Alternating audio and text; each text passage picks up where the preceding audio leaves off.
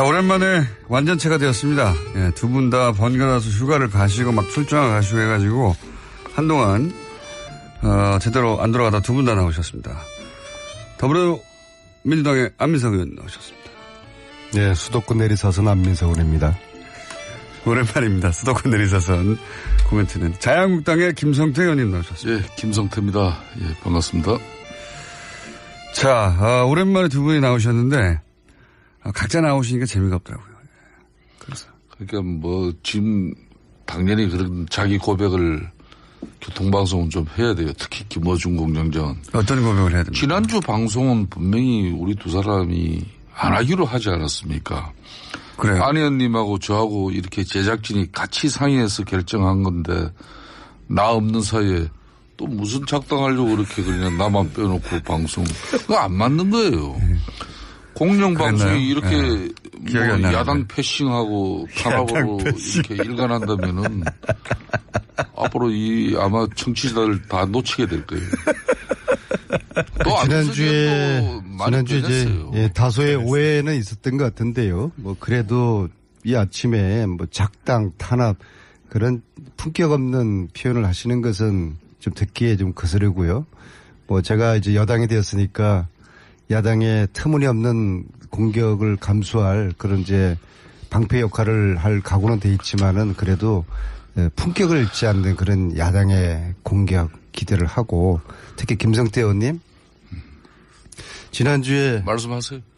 그리고 제가 나오기 전에 PD가 전화하기로 돼 있었던 거 아닌가요? 네. 그래서 제 기억에도 제가 지난주 안 나오는 걸로 김성태 의원님이 못 나오신다고 그래서 그렇게 통 크게 안 나오는 걸로 합의들이 됐던 것 같은데 PD가 김성태 의원님이 나오실 거라고 이렇게 이야기를 조금 애매하게는 했어요. 그래서 내가 의사를 확인하려고 전화를 드렸는데 전화를 안 받으셔서 저는 뭐 PD 말을 믿고 나왔습니다. 어쨌거나 저 혼자 나와서 그게 김성태 의원님은 굉장히 그 서로 간의 신뢰를 무너뜨리는 뭐 그런 것까지 지금 비하하고 계시니까 아무튼 사과드리겠습니다.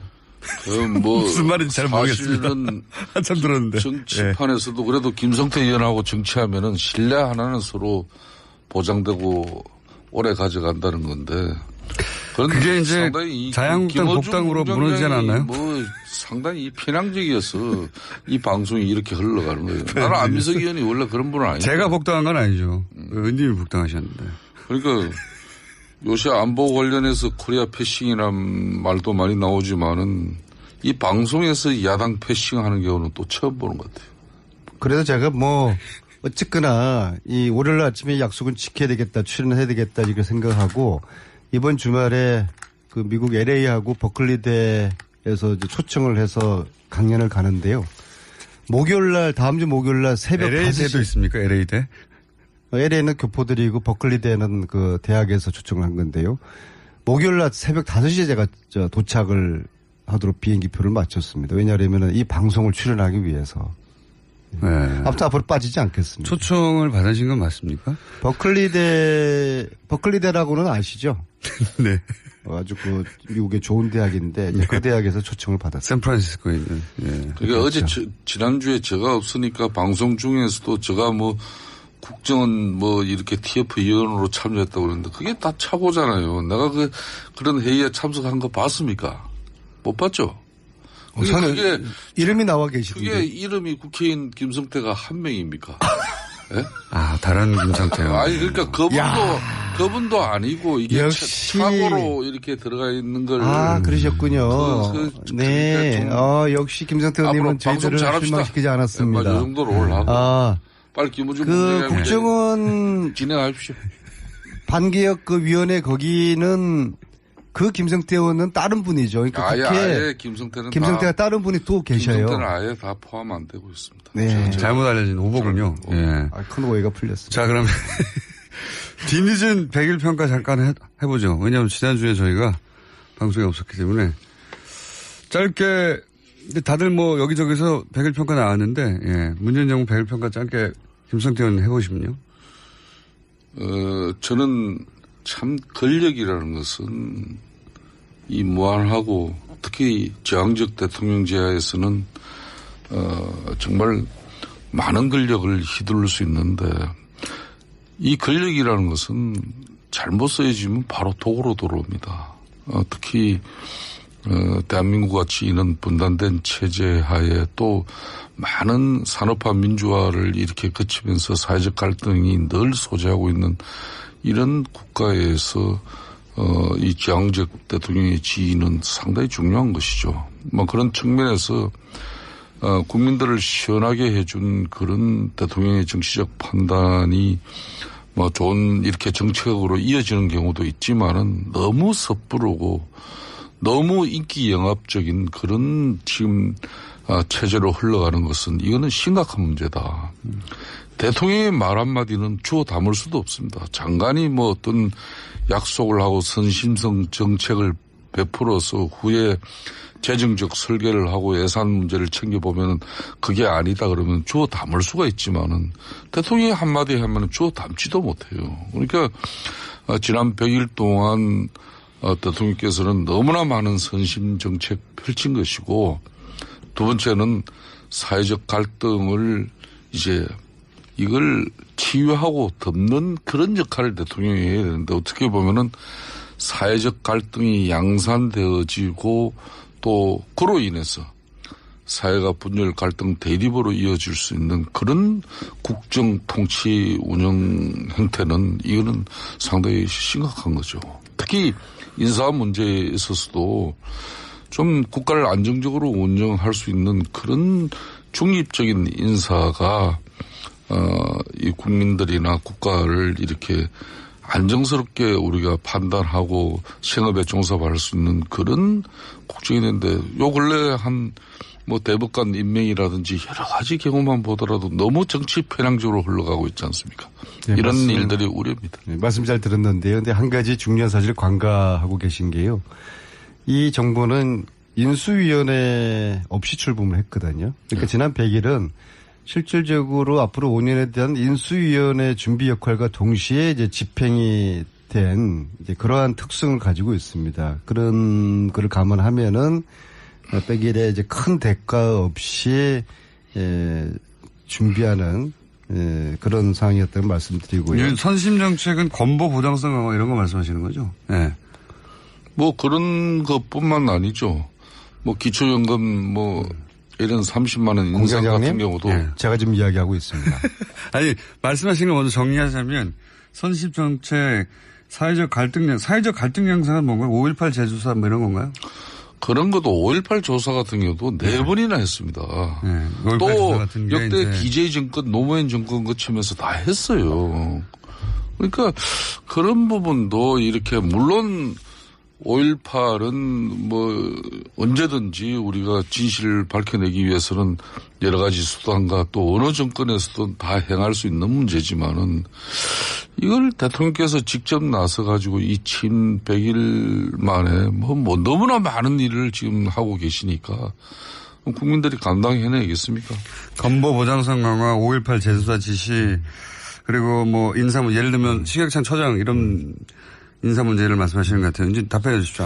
아무튼 뭐 지금 야당의 저런 주장은 저희들이 나름대로 기울여 들을 내용이고요. 그냥 그냥 흘러듣지는 않겠습니다. 근데 그럼에도 불구하고 이제 막 시작하는 정권이라는 점을 말씀드리고 싶고, 특히 이제 100일 동안에 국민과 끊임없이 소통과 공감을 하려는 이제 그런 노력이 국민들에게 아주 절대적인 그런 동의를 이제 얻고 있고, 실질적으로는 지난 100일은 이제 준비와 몸풀기 단계였고, 저는 앞으로 이 정부가 촛불혁명을 토대로 탄생된 정권인 만큼 국민들이 원하는 새로운 대한민국 적폐청산을 위해서 아주 담대한 개혁에 나서야 된다 그렇게 생각을 하고, 그리고 그것이 국민들의 기대에 부응하는 문재인 정부가 될 것이다 그렇게 보고 있습니다. 그러니까 좀 전에 안민석 의원께서도 적폐청산 얘기를 했습니다마는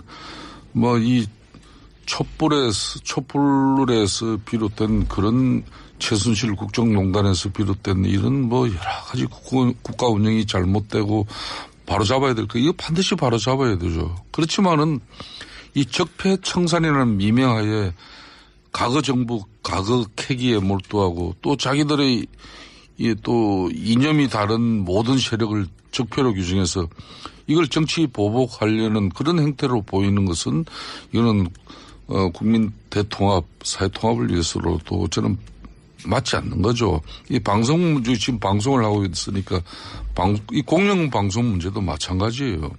MBC 대통령까지 나서서 정부가 이 방송에 적극적으로 개입할 것처럼 말하고 또 방통위원장은 법적 권한도 사실상 없으면서 사장 해임을 언급하고 있지 않습니까? 이런 것들 맞지 않죠. 반론에 제가 또다시 알베르 까미의 이야기를 해야 되겠네요. 어제 범죄를 용서하는 것은 내일의 범죄에 용기를 주는 것이다. 이 정도로 저는 하겠습니다. 끝입니까? 구체적인 이 반론은 정도로 하겠습니다. 구체적인 반론 준비가 안 되신 거 아닙니까? 좀 혹시? 품격 있게 제가 이 언론을 길들이고 방송을 장악하는 그런 시도는 역대 어느 정권마다 있었다는 것은 저는 부인할 수 없는 사실로 보고 있어요. 하지만 과거 그 정권들 다 그 말로들이 얼마나 불행했습니까? 그래서 저는 문재인 정권만은 정말 당당하고 정의롭게 그리고 뭐 그렇지 않아도 국민들하고 소통하면은 국정 운영하는데 저는 큰 애로 없다고 봅니다. 굳이 뭐 언론의 힘을 뭐 비정상적으로 빌어서 그를 국정 운영할 그런 계제도 아니고. 근데 지금 차이는 좀 있지 않습니까? 과거하고. 예를 들어서 과거에는 정권이 이제 KBS 사장을 찍어냈으면 이번에는 KBS나 MBC의 내부 구성원들이 갈아야 된다고 이렇게 나선 게 차이가 있지 않습니까? 과거에도 보면은 MB 때도 정년주 사장 KBS 그죠? 네. 뭐 그 인위적으로 이렇게 교체한 그 모양새가 MB 정부가 결국 뭐 이 좋게 마무리되지 않았잖아요. 아니, 제 말은 뭐냐면 그때하고는 다르게 그때는 위에서 눌렀는데 지금은 구성원들이 자사의 사장을 이 사람하고 같이 일을 못한다고 하는 거는 그러니까 노사 문제에서 비롯된 것은 노사 문제로 풀어야 되는 것이고 또 사내 또 구성원들 간의 갈등 문제는 갈등 대립이 있다 하더라도 그 문제는 또 그 내에서 풀어야 되는 것이지 이걸 제가 드리는 말씀은 너무 정권이 초기에 개입하고 있다는 겁니다. 그러면 누가 봐도 그 노조의 정당한 주장도 이거는 정권하고 결탁한 목소리가 아니냐 이런 의아심도 가지겠죠. 그거는 과거에 자유한국당이 그래 왔기 때문에 그렇게 보시는 거 아니에요? 또 이렇게 근데 제가 이렇게 야당의 이 평가나 주장을 이렇게 보면서요. 두 가지 제가 좀 말씀드리고 싶은 게 첫째는 세 가지 말씀하실 것 같은데. 첫째는 이게 정치가 자기가 잘해서 점수를 얻으려고 하는 정치가 있고 남을 깎아내려서 점수를 얻으려는 정치가 있는데 지금처럼 자기들은 대안이나 별 하는 역할 없이 자꾸 상대를 혹독하게 비판해서 국민들의 마음을 얻으려고 하는 이 정치로서 선거하지 못할 것 같고요. 그다음에 두 번째로는 지금은 국민들의 다수 80% 이상이 문재인 정부를 지지하지 않겠습니까? 70%에서 80% 사이. 네, 그 다수의 지지 속에는 국가를 제대로 만들어 달라는 거거든요. 적폐를 청산하고 국가 개혁을 해달라는 거기 때문에 저는 이 시점에서 야당은 여당과 함께 여야 또 문재인 정부와 함께 선의의 개혁 경쟁을 해서 국민들에게 마음을 얻으려는 그런 정치를 해야지 야당도 스스로의 공간을 더 넓혀나갈 수 있다는 그런 저는 충고를 드리고 저는 안민석 의원의 말씀을 대체로 다 공감합니다. 사실상 지금 대한민국은 이런 보수의 큰 위기지 않습니까? 사실상 이 보수의 위기라고 그러는데 저는 보수의 위기라고 보지 않습니다. 자유한국당이 큰 위기지 보수의 위기. 나머지 자유한국당이 대변하는 보수 말고 다른 보수는 어디 있습니까? 그러니까 바른정당이 있지 않습니까? 자유한국당이 국민들에게 신뢰와 또 지지를 확보하지 못하고 있는 것은 그만큼 최순실 국정농단으로 비롯된 대통령 탄핵까지 이루고 또 촛불에 의한 또 정권 교체까지 이루어졌지만 아직까지는 우리가 정신을 못 차리고 있다는 거거든요. 그 정신을 못 차렸다는 것은 우리가 변화하고 계획하지 못한다. 핵심하지 누구 못하고. 때문입니까? 정신을 못 차리고. 그러니까 아니, 이런 문제인데. 아니 친박 청산 못 하고 있죠. 또 최순실 재산몰수특별법 전부 다 지금 뭐, 그러니까 뭐 반대 내지는 뭐 이런저런 핑계로 동의하지 않고 있지 않습니까? 제가 지금 이런 안민석 것들을 의원이 하셔야지 국민들의 마음을 바로 얻는 지적했듯이 국민적 신뢰와 지지도 이렇게 뒷받침되지 않는 야당이 무슨 뭐 정권 비판하냐. 솔직히 조금 전에 그 이야기거든요. 그런데 역설적으로 또 이야기하면은 문재인 정권도 사실상 이게 최순실 국정농단에서 비롯된 행편없는 국정 운영의 결과가 은혜적으로 수혜적으로 문재인 정권이 이렇게 탄생한 부분도 있습니다. 그러니까 야당으로서 민주당이 정말 정권을 이렇게 수권 정당이 되기 위해서 이렇게 열심히 노력한 부분도 있지만은 그것보다는 박근혜 대통령과 당시 새누리당인 저희들이 잘못해서 한마디로 정권을 가져간 겁니다. 그렇기 때문에 제가 문재인 정권 100일을 평가해달라고 말씀하시니까 드리는 말씀은. 그러니까 저희들을 자꾸 깎아내리려고 하지 말고 좀 잘하려고 한번 해보세요. 정권 가지고 너무 국정운영 즐기지 말라는 거예요. 이 권력 가지고 즐기면요. 이거 오래 가지 못합니다. 그러니까 인기 영합적 국정운영 형태는 위험하다는 거예요. 대통령 정치 그만해야 됩니다. 모든 게 지금 대한민국은 문재인 대통령 혼자만 있는 것이지 민주당 안민석 의원하고 김성태 의원하고 협의하고 또 합의해가지고 국민을 만족시키고 국민을 이해시키는 그런 정책이나 정치가 지금 없잖아요. 대통령 정치 이거 위험합니다. 언제까지. 친박 청산은 안 하세요? 그거는 우리 당에게 맡겨놓으세요. 그러니까 그런 거를 국민들에게 거예요. 제대로 좀 보여주세요. 예. 근데 의원님, 오래 가지 못할까봐 걱정하시는 듯이 들리는데, 이렇게 가면 오래 가지 못한다고 하시는데. 아닙니다. 저는 어떤 경우든 문재인 정권에. 이렇게 하면 오래 갈까봐 걱정하시는 거 아니에요? 아이고, 오래 가는 게 좋아요. 잘해가지고. 그렇지만은. 예, 오래 가면은 자유한국당이 지금을 못하지 않습니까? 우리가 정권을 가지지 못하고 집권을 하지 못하더라도 대한민국 사회가 안정되고 경제적으로 발전하고 국민들의 삶의 질이 좋아지면은 굳이 뭐 야당이 정권을 잡아야 된다는 그런 게 어디 있습니까? 그러면은 마음에도 없는 지금 말씀을 이렇게 하셔요. 아니 이렇게 가면 오래가지 못한다고 하니까 지금 그러면 이렇게 하도록 내버려 두셔야죠. 지금 사실상 문재인 대통령 너무 잘하고 있어요. 근데 너무 그러니까 계속 잘할까 보는 거 아니에요? 너무 잘하려고 하면은 무리하게 됩니다. 아니 그러니까 우리도 잘할 테니까 야당도 잘하시고요. 무리하기를 기다리셔야 되는 거 아닙니까? 너무 잘하려면은 돈이 많이 들어요. 그러니까 그 돈이 많이 드는 게 이제 정치인이 한 사람으로서 걱정된다는 거죠. 이게 나중에 2년 3년 지나면 다 국민들 부담으로 돌아갑니다. 아니 그러면은 그때 인기가 대폭락하면 자유한국당에 좋은 거 아닙니까? 그러니까 가만히 내버려둬 잘한다. 자유한국당 지금 야당은 뭐 아까 안민석 의원 말씀하셨지만은 문재인 정권이 실패하고 또 정책적 오류를 이렇게 많이 남발하면은 그때 우리 국민들한테 또 기회를 맞이합니다. 네, 그러니까 내버려 두셔야죠. 계속 그렇게 하라고. 그러니까 그 안에 우리는 자성하고 또 반성하면서 혁신하고 기다리면 되는데. 네. 그 평가하시라니까. 또 제 말은 앞뒤가 안 맞지 않습니까? 그렇게 실수하면 우리한테 기회가 오는데 이렇게 가면은 이렇게 가는 게 실수한다고 자꾸 공격하시면 안 되죠. 이렇게 가면 실수면 내버려 두셔야죠. 아니죠. 내버려 두셔야지 빨리 망하죠. 실수도 이렇게 국민들 혈세가 낭비되고 국가 재정이 파탄나는 쪽으로 이렇게 잘하려고 하면 그거는 야당이 이야기를 해야죠. 그럼 좋은 실수도 있습니까? 좋은 실수 있죠. 지난번처럼. 저 이순신 합참의장 퇴임할 때 대통령께서 해외여행 한번 못했다니까 그 아들 딸이 캐나다에 있으니까요. 그 항공권 끌어준 거 얼마나 저는 그 감동이었어요. 그게 무슨 실수인가요? 그런 거는 큰 돈 들이지 않고도 국민들에게 감동을 줄 수 있는 부분이 있는데 너무 요즘은. 근데 건보 보장성 강화 이런 거는. 그것도 좋죠. 해야죠. 국가 재원이 안정적으로 뒷받침될 수 있는 그런 복지 정책으로 가야지. 근데 OECD의 평균에 한참 못 미치는데 아직도 그 정도 그 정도 10%, 80%, 70% 정도 하자는 게 이게 제가 계속 얘기하니까 이거 안 될 것 같아요. 의원님. 아니, 그러니까 그런 근보를 포함해서 서로가 정책적인 대안을 놓고서 찬반을 하고 그것을 국민들에게 그 평가받고 그렇게 국가적인 여론을 수렴해내는 그런 식으로 나라를 개혁시키는 그런 서로의 여야가 선의의 경쟁을 통해서 그러면은 뭐 저희들도 평가를 잘 받겠지만은 야당도 달라진 야당의 모습으로 국민들이 좋은 평가를 받는 것이거든요. 지금은 그러한 시점이지.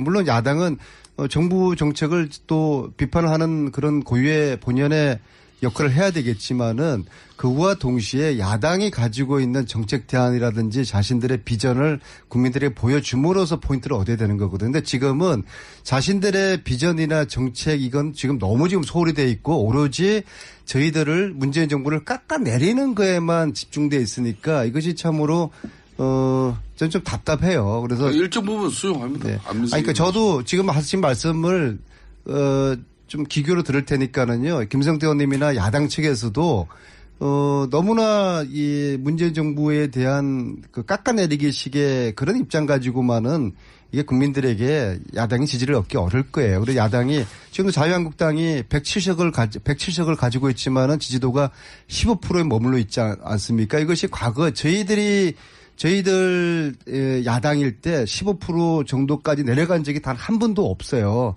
아무리 힘들어도 20% 정도는 유지를 했거든요. 이거에 대한 야당이 성찰이 필요해요. 왜 15%대까지 떨어진 적이 없어요? 내가 그렇게 디테일한 내용을 가지고 말씀을 하시면은 제가 갖다 드리면 어떡하려니까 15%대 떨어진 적이 있습니다. 19%까지는 갔는데. 그러니까 옛말에 이 장고 끝에 악수 둔다는 말이 서로 있지 않습니까? 잘해보자는 그런 말씀 드리는 겁니다. 지금 대법원장 지금 김명수 후보자 같은 경우에도 10초 남았습니다. 예. 이 사법부 이렇게 정치성을 배제하겠다는 그런 대통령의 확고한 의지가 계신데 그것이 김성태 의원이었습니다. 감사합니다. 감사합니다.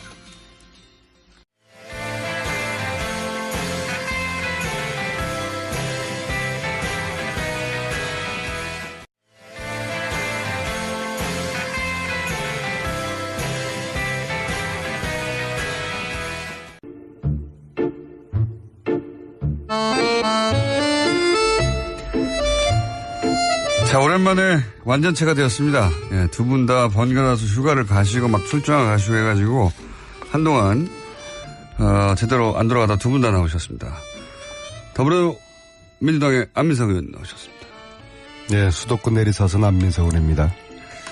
오랜만입니다. 수도권 내리사선 코멘트는 자유한국당의 김성태 의원님 나오셨습니다. 예, 김성태입니다. 예, 반갑습니다.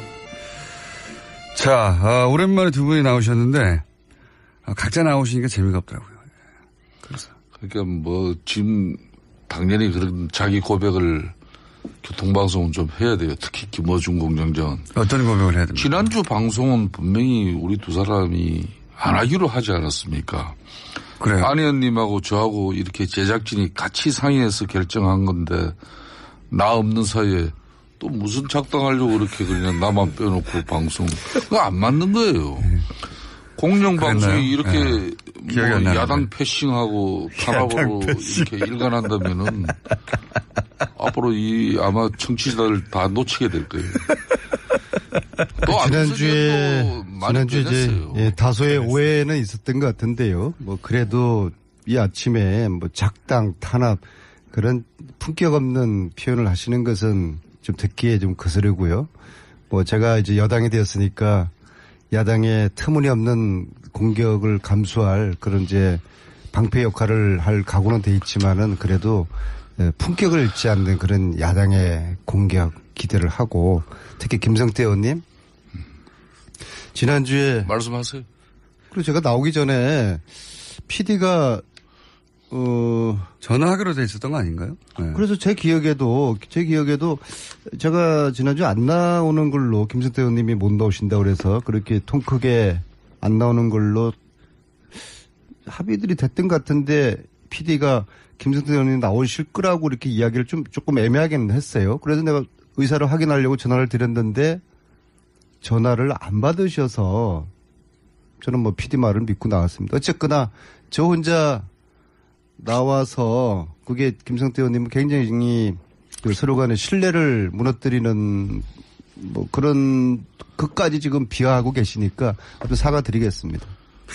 뭐 무슨 말인지 잘 모르겠습니다. 사실은 한참 들었는데. 정치판에서도 그래도 김성태 의원하고 정치하면은 신뢰 하나는 서로 보장되고 오래 가져간다는 건데. 그게 이제 상당히 자유한국당 복당으로 무너지지 않았나요? 뭐 상당히 편향적이어서 이 방송이 이렇게 흘러가는 거예요. 나는 안민석 의원이 원래 그런 분은 아니에요. 제가 복당한 건 아니죠. 의원님이 복당하셨는데. 그러니까 요새 안보 관련해서 코리아 패싱이란 말도 많이 나오지만은 이 방송에서 야당 패싱하는 경우는 또 처음 보는 것 같아요. 그래서 제가 뭐 어쨌거나 이 월요일 아침에 약속은 지켜야 되겠다, 출연해야 되겠다 이렇게 생각하고 이번 주말에 그 미국 LA하고 버클리대에서 이제 초청을 해서 강연을 가는데요. 목요일날 다음 주 목요일날 새벽 LA대도 5시 있습니까? LA대? LA는 교포들이고 버클리대는 그 대학에서 초청을 한 건데요. 목요일날 새벽 5시에 제가 도착을 하도록 비행기표를 맞췄습니다. 왜냐하면 이 방송을 출연하기 위해서. 네. 아무튼 앞으로 빠지지 않겠습니다. 초청을 받으신 건 맞습니까? 버클리대 큰 대가 없이 준비하는 그런 상황이었다고 말씀드리고요. 선심 정책은 건보 보장성 강화 이런 거 말씀하시는 거죠? 네. 뭐 그런 것뿐만 아니죠. 뭐 기초연금 뭐 이런 30만 원 인상 같은 경우도 제가 지금 이야기하고 있습니다. 아니 말씀하신 걸 먼저 정리하자면 선심 정책 사회적 갈등 양상은 뭔가요? 5.18 재조사 뭐 이런 건가요? 그런 것도 5.18 조사 같은 경우도 4번이나 했습니다. 네. 또 역대 기재위 정권, 노무현 정권 거치면서 다 했어요. 그러니까 그런 부분도 이렇게 물론 5.18은 뭐 언제든지 우리가 진실을 밝혀내기 위해서는 여러 가지 수단과 또 어느 정권에서도 다 행할 수 있는 문제지만은 이걸 대통령께서 직접 나서 가지고 이 친 100일 만에 뭐 너무나 많은 일을 지금 하고 계시니까 국민들이 감당해내겠습니까? 건보 보장성 강화, 5.18 재수사 지시, 그리고 뭐 인사문 예를 들면 식약청 처장 이런 인사 문제를 말씀하시는 것 같아요. 이제 답변해 주십시오. 안민석 의원님. 아무튼 뭐 지금 야당의 저런 주장은 저희들이 나름대로 기울여 들을 내용이고요. 그냥 그냥 흘러듣지는 않겠습니다. 근데 그럼에도 불구하고 이제 막 시작하는 정권이라는 점을 말씀드리고 싶고, 특히 이제 100일 동안의 국민과 끊임없이 소통과 공감을 하려는 이제 그런 노력이 국민들에게 아주 그 절대적인 그런 그 동의를 이제 얻고 있고, 실질적으로는 지난 100일은 이제 준비와 몸풀기 단계였고, 저는 앞으로 이 정부가 촛불혁명을 토대로 탄생된 정권인 만큼 국민들이 원하는 새로운 대한민국 적폐청산을 위해서 아주 담대한 개혁에 나서야 된다 그렇게 생각을 하고, 그리고 그것이 국민들의 기대에 부응하는 문재인 정부가 될 것이다 그렇게 보고 있습니다. 그러니까 좀 전에 안민석 의원께서도 적폐청산 얘기를 했습니다마는 뭐 이 촛불에서 비롯된 그런 최순실 국정농단에서 비롯된 이런 뭐 여러 가지 국가 운영이 잘못되고 바로 잡아야 될 거, 이거 반드시 바로 잡아야 되죠. 그렇지만은 이 적폐청산이라는 미명하에 과거 정부, 과거 캐기에 몰두하고 또 자기들의 또 이념이 다른 모든 세력을 적폐로 규정해서 이걸 정치 보복하려는 그런 행태로 보이는 것은 이거는 국민 대통합, 사회통합을 위해서로도 저는 맞지 않는 거죠. 이 방송, 지금 방송을 하고 있으니까 이 공영방송 문제도 마찬가지예요. 대통령까지 나서서 정부가 이 방송에 적극적으로 개입할 것처럼 말하고 또 방통위원장은 법적 권한도 사실상 없으면서 사장 해임을 언급하고 있지 않습니까? 이런 것들을 맞지 않죠. 반론에 제가 또다시 알베르 까미의 이야기를 해야 되겠네요. 어제의 범죄를 용서하는 것은 내일의 범죄에 용기를 주는 것이다. 이 정도로 저는 하겠습니다. 끝입니까? 구체적인 이 반론은 정도로 하겠습니다. 구체적인 반론 준비가 안 되신 거 아닙니까? 좀 혹시? 품격 있게 제가 이 언론을 길들이고 방송을 장악하는 그런 시도는 역대 어느 정권마다 있었다는 것은 저는 부인할 수 없는 사실로 보고 있어요.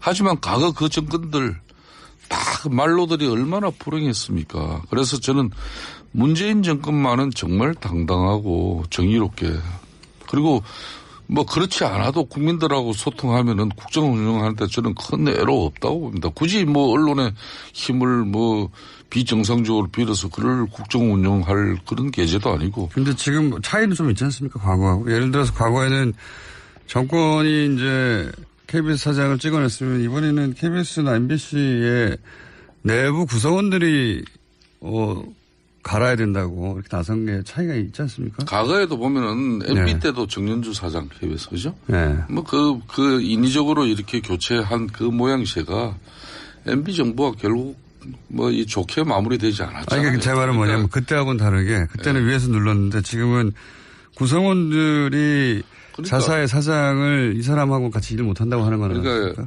노사 문제에서 비롯된 것은 노사 문제로 풀어야 되는 것이고 또 사내 또 구성원들 간의 갈등 문제는 갈등 대립이 있다 하더라도 그 문제는 또 그 내에서 풀어야 되는 것이지 이걸 제가 드리는 말씀은 너무 정권이 초기에 개입하고 있다는 겁니다.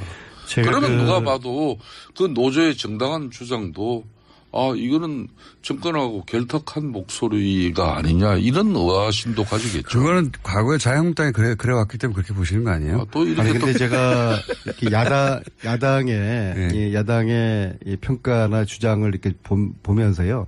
두 가지 제가 좀 말씀드리고 싶은 게 첫째는 세 가지 말씀하실 것 같은데. 첫째는 이게 정치가 자기가 잘해서 점수를 얻으려고 하는 정치가 있고 남을 깎아내려서 점수를 얻으려는 정치가 있는데 지금처럼 자기들은 대안이나 별 하는 역할 없이 자꾸 상대를 혹독하게 비판해서 국민들의 마음을 얻으려고 하는 이 정치로서 선거하지 못할 것 같고요. 그다음에 두 번째로는 지금은 국민들의 다수 80% 이상이 문재인 정부를 지지하지 않겠습니까? 70%에서 80% 사이. 네, 그 다수의 지지 속에는 국가를 제대로 만들어 달라는 거거든요. 적폐를 청산하고 국가 개혁을 해달라는 거기 때문에 저는 이 시점에서 야당은 여당과 함께 여야 또 문재인 정부와 함께 선의의 개혁 경쟁을 해서 국민들에게 마음을 얻으려는 그런 정치를 해야지 야당도 스스로의 공간을 더 넓혀 나갈 수 있다는 그런 저는 충고를 드리고 저는 안민석 의원의 말씀을 대체로 다 공감합니다. 사실상 지금 대한민국은 이런 보수의 큰 위기지 않습니까? 사실상 이 보수의 위기라고 그러는데 저는 보수의 위기라고 보지 않습니다. 자유한국당이 큰 위기지 보수의 위기. 나머지 자유한국당이 대변하는 보수하고 다른 보수는 어디 있습니까? 그러니까 바른정당이 있지 않습니까? 자유한국당이 국민들에게 신뢰와 또 지지를 확보하지 못하고 있는 것은 그만큼 최순실 국정농단으로 비롯된 대통령 탄핵까지 이루고 또 촛불에 의한 또 정권 교체까지 이루어졌지만 아직까지는 우리가 정신을 못 차리고 있다는 거거든요. 그 정신을 못 차렸다는 것은 우리가 변화하고 계획하지 못한다. 핵심하지 누구 못하고. 때문입니까? 정신을 못 차리고. 그러니까 이런 문제인데. 아니 친박 청산 못 하고 있죠. 또 최순실 재산몰수 특별법 전부 다 지금 그러니까 반대 내지는 이런저런 핑계로 동의하지 않고 있지 않습니까? 제가 지금 이런 것들을 하셔야지 국민들의 마음을 바로 지적했듯이 국민적 신뢰와 지지도 이렇게 뒷받침되지 않는 야당이 무슨 정권 비판하냐. 솔직히 조금 전에 그 이야기거든요. 그런데 역설적으로 또 이야기하면은 문재인 정권도 사실상 이게 최순실 국정농단에서 비롯된 행편없는 국정 운영의 결과가 은혜적으로 수혜적으로 문재인 정권이 이렇게 탄생한 부분도 있습니다. 그러니까 야당으로서 민주당이 정말 정권을 이렇게 수권 정당이 되기 위해서 이렇게 열심히 노력한 부분도 있지만은 그것보다는 박근혜 대통령과 당시 새누리당인 저희들이 잘못해서 한마디로 정권을 가져간 겁니다. 그렇기 때문에 제가 문재인 정권 100일을 평가해달라고 말씀하시니까 드리는 말씀은. 그러니까 저희들을 자꾸 깎아내리려고 하지 말고 좀 자의로 한번 해보세요. 정권 가지고 너무 국정운영 즐기지 말라는 거예요. 이 권력 가지고 즐기면요. 이거 오래 가지 못합니다. 그러니까 인기 영합적 국정운영 형태는 위험하다는 거예요. 대통령 정치 그만해야 됩니다. 모든 게 지금 대한민국은 문재인 대통령 혼자만 있는 것이지 민주당 안민석 의원하고 김성태 의원하고 협의하고 또 합의해가지고 국민을 만족시키고 국민을 이해시키는 그런 정책이나 정치가 지금 없잖아요. 대통령 정치 이거 위험합니다. 언제까지. 심박 청산은 안 하세요? 그거는 우리 당에게 맡겨놓으세요. 그러니까 그런 거를 국민들에게 거예요. 제대로 좀 보여주세요. 예. 근데 의원님, 오래 가지 못할까봐 걱정하시는 듯이 들리는데, 이렇게 가면 오래 가지 못한다고 하시는데. 아닙니다. 저는 어떤 경우든 문재인 정권에. 이렇게 하면 오래 갈까봐 걱정하시는 거 아니에요? 아이고, 오래 가는 게 좋아요. 잘해가지고. 그렇지만은. 예, 오래 가면은 자유한국당이 집권을 못하지 않습니까? 우리가 정권을 가지지 못하고 집권을 하지 못하더라도 대한민국 사회가 안정되고 경제적으로 발전을 하고 국민들의 삶의 질이 좋아지면은 굳이 뭐 야당이 정권을 잡아야 된다는 그런 게 어디 있습니까? 그러면은 마음에도 없는 지금 말씀을 이렇게 하셔요. 아니 이렇게 가면 오래 가지 못한다고 하니까. 지금 그러면 이렇게 하도록 내버려 두셔야죠. 지금 사실상 문재인 대통령 너무 잘하고 있어요. 근데 너무. 그러니까 계속 잘할까 모르는 거 아니에요? 너무 잘하려고 하면은 무리하게 됩니다. 아니, 그러니까 우리도 잘할 테니까 야당도 잘하시고요. 무리하기를 기다리셔야 되는 거 아닙니까? 너무 잘하려면은 돈이 많이 들어요. 그러니까 그 돈이 많이 드는 게 이제 정치인이 한 사람으로서 걱정된다는 거죠. 이게 나중에 2년, 3년 지나면 다 국민들 부담으로 돌아갑니다. 아니 그러면은 그때 인기가 대폭락하면 자유한국당에 좋은 거 아닙니까? 그러니까 가만히 내버려둬 잘한다. 자유한국당 지금 야당은 뭐 아까 안민석 의원 말씀하셨지만은 문재인 정권이 실패하고 또 정책적 오류를 이렇게 많이 남발하면은 그때 우리 국민들한테 또 기회를 맞이합니다. 네, 그러니까 내버려 두셔야죠. 계속 그렇게 하라고. 그러니까 그 안에 우리는 자성하고 또 반성하면서 혁신하고 기다리면 되는데. 네. 그 평가하시라니까. 또 제 말은 앞뒤가 안 맞지 않습니까? 그렇게 실수하면은 우리한테 기회가 오는데 이렇게 가면은 이렇게 가는 게 실수한다고 자꾸 공격하시면 안 되죠. 이렇게 가면 실수면 내버려 두셔야죠. 아니죠. 내버려 두셔야지 빨리 망하죠. 아니, 실수도 이렇게 국민들 혈세가 낭비되고 국가 재정이 파탄나는 쪽으로 이렇게 잘하려고 하면은 그거는 야당이 이야기를 해야죠. 그럼 좋은 실수도 있습니까? 좋은 실수 있죠. 지난번처럼. 저 이순신 합참의장 퇴임할 때 대통령께서 해외여행 한번 못했다. 버클리대라고는 아시죠? 네. 아주 미국의 좋은 대학인데 그 대학에서 초청을 받았어요. 샌프란시스코에 있는. 그러니까 어제 지난주에 제가 없으니까 방송 중에서도 제가 뭐 국정원 이렇게 TF 위원으로 참여했다고 그러는데 그게 다 차보잖아요. 내가 그런 회의에 참석한 거 봤습니까? 못 봤죠?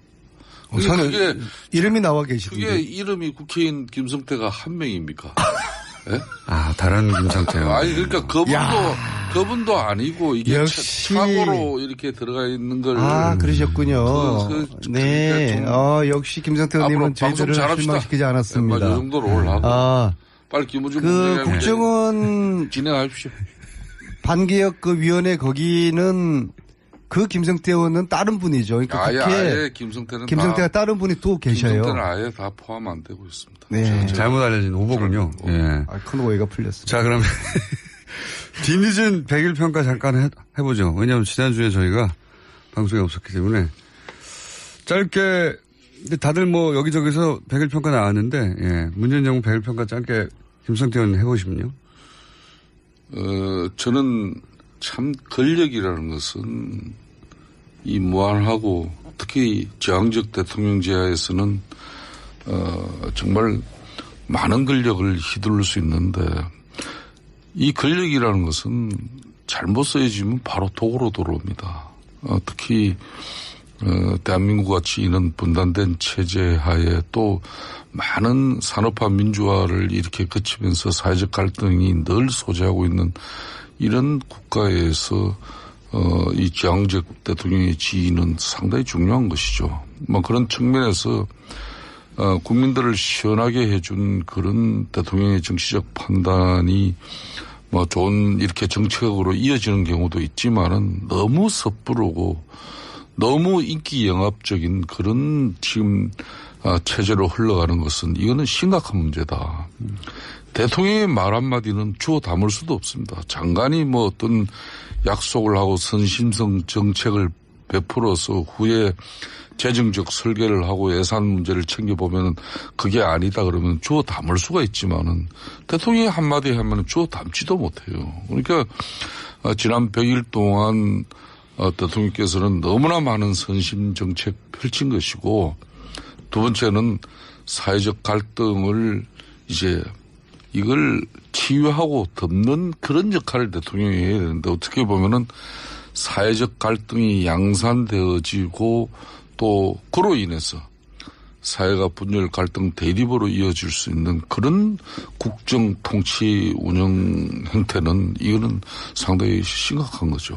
특히 인사 문제에 있어서도 좀 국가를 안정적으로 운영할 수 있는 그런 중립적인 인사가 이 국민들이나 국가를 이렇게 안정스럽게 우리가 판단하고 생업에 종사할 수 있는 그런 국정이 있는데 요 근래 뭐 대법관 임명이라든지 여러 가지 경우만 보더라도 너무 정치 편향적으로 흘러가고 있지 않습니까?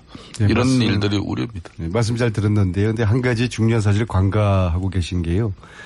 이 정부는 인수위원회 없이 출범을 했거든요. 그러니까 지난 100일은 실질적으로 앞으로 5년에 대한 인수위원회 준비 역할과 동시에 이제 집행이 된 이제 그러한 특성을 가지고 있습니다. 그런 거를 감안하면은 100일에 이제